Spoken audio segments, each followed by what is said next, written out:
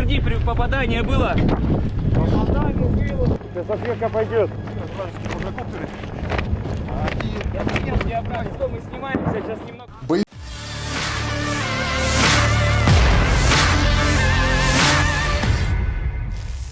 Pada Selasa 24 Januari 2023, sebuah video menegangkan pada posisi angkatan bersenjata Ukraina viral di media sosial Telegram.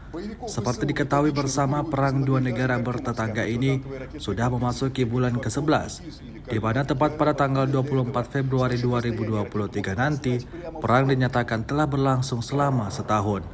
Dan sampai saat ini belum ada gambaran perdamaian yang terlihat. Di Bahmut, ATGM Konkurs prajurit Wagner menyerang posisi angkatan bersenjata Ukraina hingga porak-poranda seperti yang terlihat dalam rekaman. Prajurit Wagner tampak sibuk mengatur strategi dan terus meluncurkan serangannya. Hingga video ini beredar, beragam komentar dituliskan warganet. Sejauh ini selama invasi berlangsung, Rusia melaporkan 376 pesawat Ukraina, 203 helikopter dan 2.934 kendaraan udara tak berawak, serta sistem rudal anti pesawat dieliminir sejak awal operasi khusus. Sedangkan dari kubu Kiev, Kementerian Pertahanan Ukraina melaporkan 720 tentara Rusia dieliminir dalam sehari terakhir. Подтверди, попадание было.